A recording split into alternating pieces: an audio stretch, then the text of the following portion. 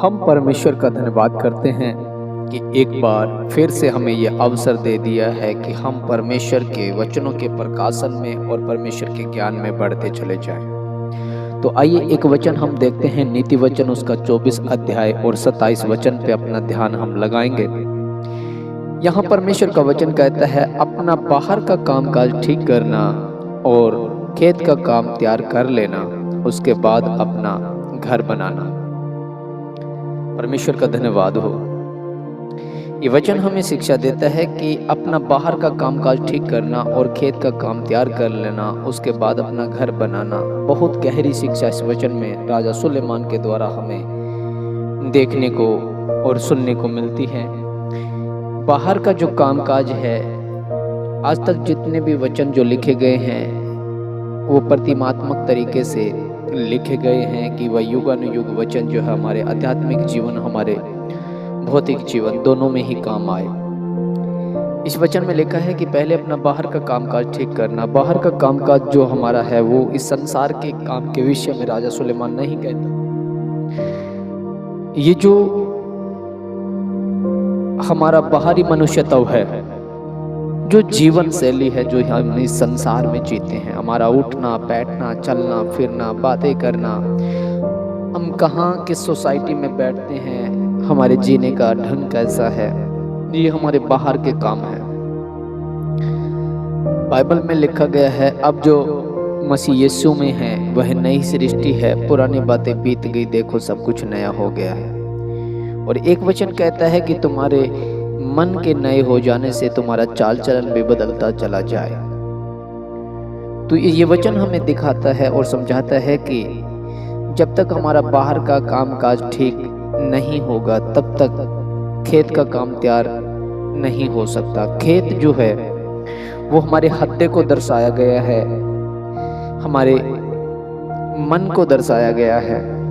एक मनुष्य यदि बाहरी जीवन में शराब पीता है, व्यभिचार करता है, अशुद्ध मन रखता है, गाली निकालता है, ठट्ठा करने वालों की मंडलियों में अगर बैठता है, तो वचन जो बीज है बोया जाता है।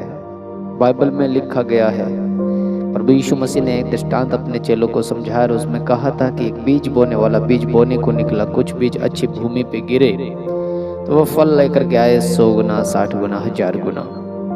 तो जो खेत है वो हद्दे है और जो बीज है वो परमेश्वर का वचन है। अगर हमारा बाहर का कामकाज ठीक नहीं है तो खेत हमारा सही नहीं हो सकता, खेत हमारा ठीक नहीं हो सकता। और जब तक हमारा खेत अगर ठीक नहीं हो सकता तो खेत के अंदर बोया गया बीज जो कि परमेश्वर का वचन है वो फल लेकर के नहीं आ सकता। और जब वचन फल लेकर के नहीं आएगा तो हमारा आध्यात्मिक जीवन, जो खुदा से हम बातें करते हैं, वो सारी की सारी बातें हमारे जीवन से स्किप हो जाएगी।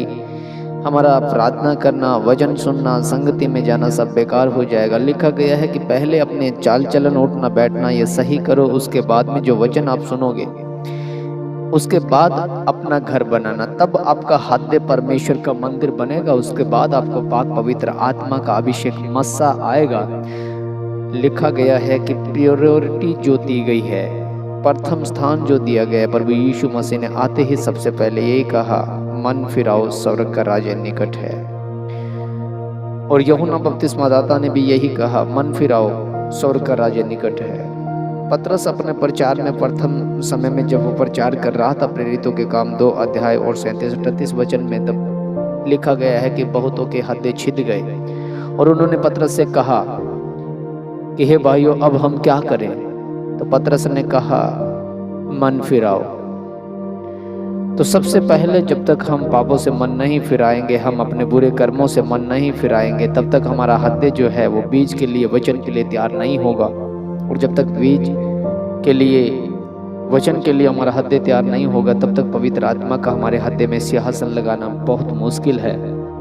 अगर हम चाहते हैं कि पवित्र आत्मा हमारी अगुवाई करे, अगर हम चाहते हैं कि खुदा हमें मार्ग में हमारी रक्षा करे, वह अपने दूतों को हमारे निमित्त आज्ञा दे कि हम जहाँ कहीं जाए हमारी रक्षा हो, तो सबसे पहले लिखा गया है कि अपना बाहर का कामकाज ठीक करो।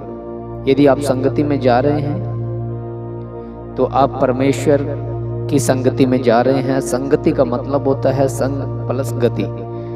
संग का मतलब होता है साथ और गति का मतलब होता है चलना। आप परमेश्वर के साथ चलने के लिए उस संगति में जा रहे हैं और वहाँ से आपने जो सुना है उसके बाद बाहर जब आते हैं और आपका बाहरी कामकाज अगर ठीक नहीं है तो आप परमेश्वर के नाम की बेअदबी करते हैं। आप परमेश्वर को भला बुरा कहने के लिए लोगों को मजबूर करते हैं। आपके द्वारा परमेश्वर के नाम की निंदा होती है।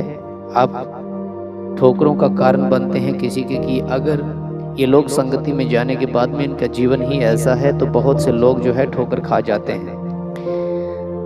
जब हमारा बाहरी कामकाज ठीक होगा, बाहरी हमारा चाल चलन, उठना बैठना, बोलना चालना जब ठीक होगा तो फिर हमारा हृदय जो है इस काबिल बन जाएगा कि जो वचन हम सुनेंगे वो हमारे जीवन में अंकुर बन के निकलेंगे और वचन हमारे जीवन में जब काम करेंगे तो फिर पवित्र आत्मा हमारे हृदय के अंदर सिंहासन लगाएगा। और पवित्र आत्मा जब हमारे अंदर सिंहासन लगाएगा तो पवित्र आत्मा का फल जो हमारे अंदर कृपा, भलाई, करुणा, श्यामता ये आने शुरू हो जाएंगे, जिसके बिना कोई कदापि पिता को नहीं देख सकता, ना ही राज्य में प्रवेश कर पाएगा। अगर हमें स्वर्ग के राज्य में प्रवेश करना है तो ये वचन हमारे जीवन में होना बहुत जरूरी है। हमें अपने बाहरी मनुष्यत्व को बदलना होगा और उसके बाद में जो हम वचन सुनते हैं वो हमारे खेत के लिए, हृदय के लिए बोना होगा ताकि वह अंकुर बन के फूटे। तब जाकर के हमारा जो सिंहासन है हृदय, इसमें परमेश्वर का आसन लगेगा।